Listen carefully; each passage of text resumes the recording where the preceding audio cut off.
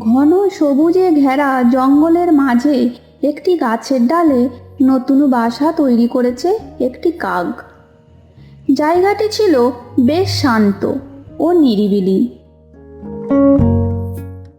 আহা, কি সুন্দর জায়গা! এখানে কোনো কোলাহল নেই, কেউ আমাকে বিরক্ত করবে না। আমি এখানে নিশ্চিন্তে আরামে থাকতে পারবো। হঠাৎ কাকের নজর পড়ল গাছের নিচের দিকে। একটি মুরগি ছোট ছোট কাঠ খড় নিয়ে এক জায়গায় রাখছে বাসা বানাবার জন্য। এ আবার কে? আগে তো কোনোদিন এই জঙ্গলে দেখিনি। মনে হচ্ছে নতুন আমদানি হয়েছে। বেটাকে দেখাচ্ছি মজা। জঙ্গলে আর জায়গা পেল না। কাক নিচে নেমে এলো। এই যে মুরগি, তোমার তো জঙ্গলে থাকার কথা নয়। গ্রামে মানুষের উঠোনেই তোমার জন্য নিরাপদ। এখানে তো তোমার অনেক বিপদ। তা তুমি ঠিকই বলেছো। সেখানে আমার ডিমগুলো সব মানুষগুলো খেয়ে ফেলতো, বাচ্চা ফোটানো আর হতো না।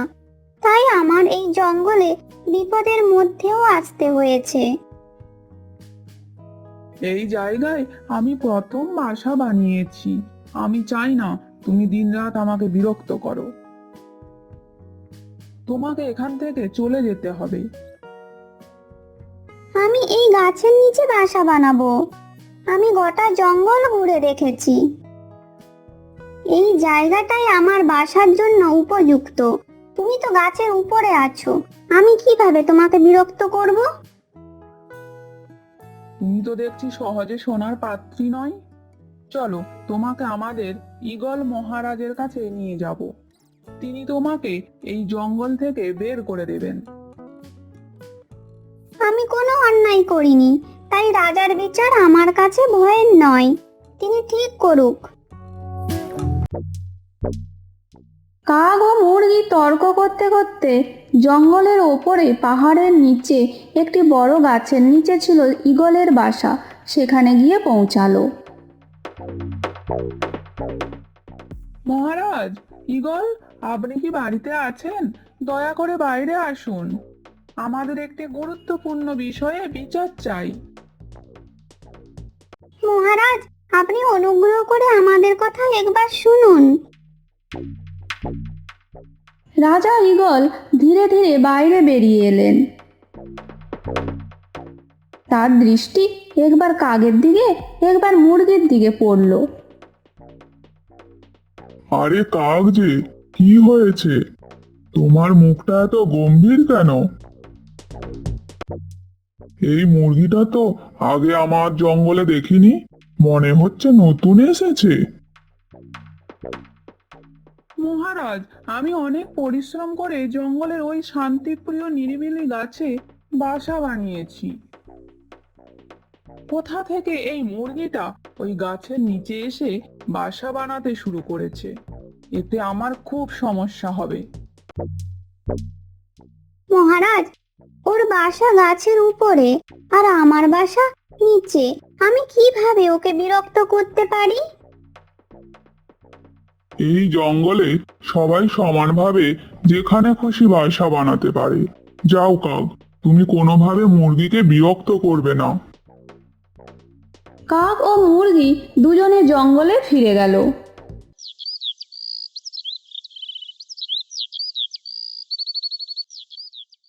পরের দিন ভোরের প্রথম আলো ফুটতেই জঙ্গল ধীরে ধীরে ঘুম ভাঙতে শুরু করলো।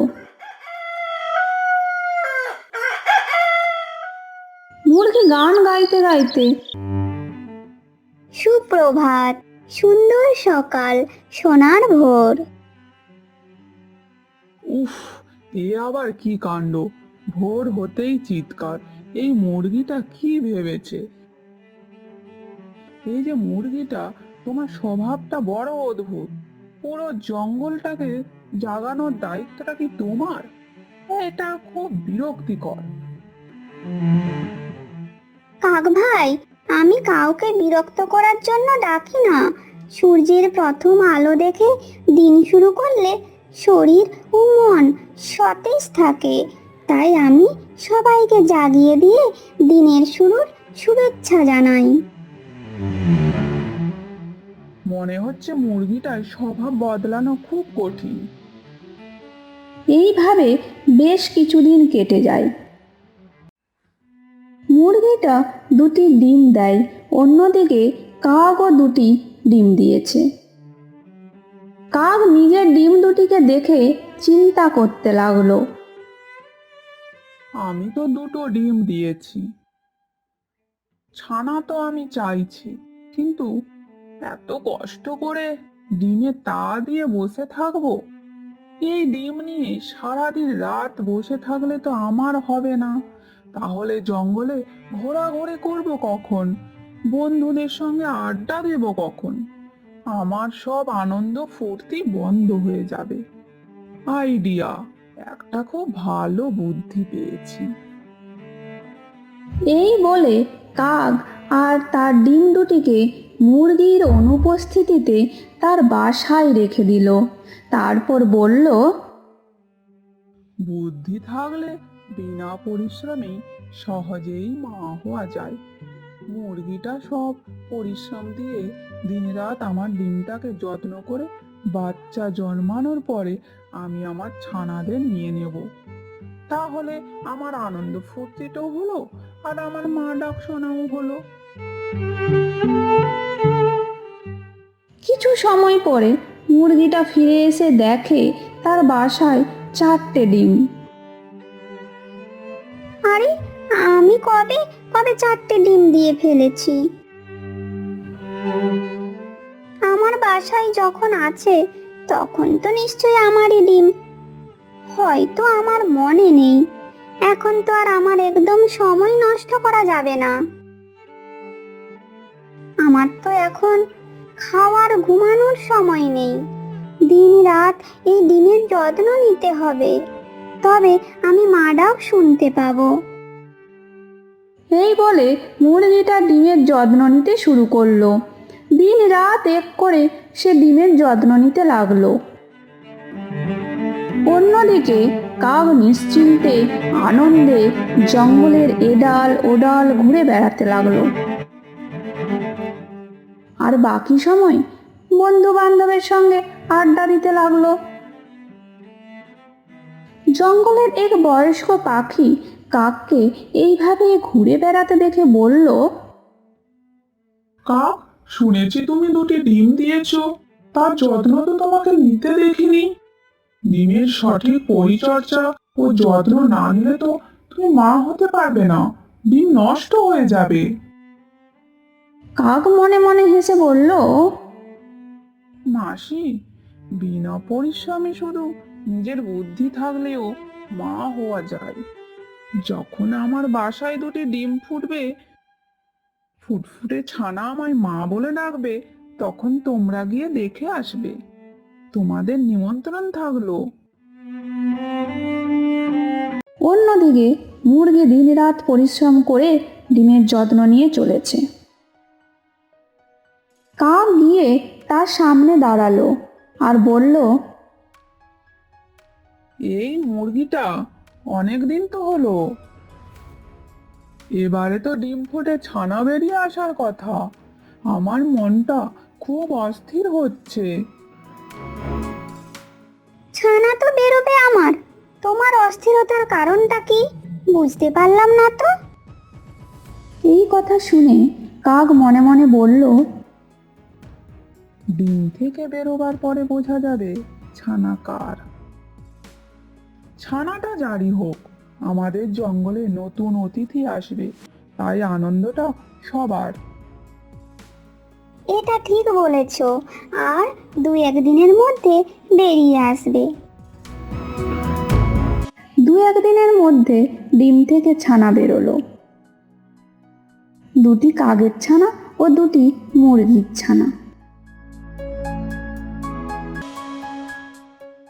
কাক উড়ে এসে বসলো। এই তো, আমার বুদ্ধিটা দেখছি 100% সফল। কেন এখানে তোমার বুদ্ধির সাফল্যের কোনো কারণ আমি দেখছি না তো। তখন জঙ্গলের রাজা ঈগল মহারাজ ও আরও অন্যান্য পাখিরা উড়ে এলো। কি ব্যাপার মুরগি? এই তো দেখছি তোমার সুন্দর সুন্দর 4টি ছানা বেরিয়ে এসেছে। মহারাজ, আপনি কি এই 4টি ছানাকে দেখে মুরগির ছানা মনে হচ্ছে? মহারাজ, আপনি ঠিকই বলেছেন, এই 4টি ছানাই আমার। মহারাজ, ওই 2টি ছানা আমার মতো দেখতে, ওইগুলি আমার ছানা। তাহলে তুমি ডাকো তোমার ছানাদেরকে, তোমাকে মা বলে ডেকে তোমার কাছে যাওয়ার জন্য। এসো আমার ছানারা, আমার কোলে এসো। তোমাদের দুজনকে দেখতে আমার মতো। আমার কোলে এসো বাছা। এই তো আমার মা, আমরা এখানেই থাকবো। তোমাকে তো আগে কোনোদিন দেখিনি। এই মায়ের কোলে আমাদের জন্ম।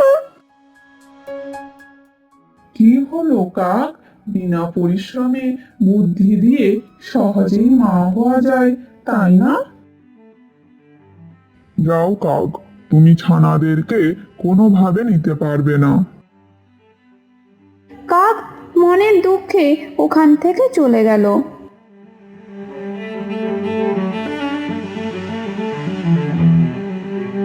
বন্ধুরা, গল্পটি কেমন লাগলো? আগামী দিনে এই ধরনের গল্প যদি পেতে চাও তাহলে চ্যানেলটিকে লাইক ও সাবস্ক্রাইব করে রাখো।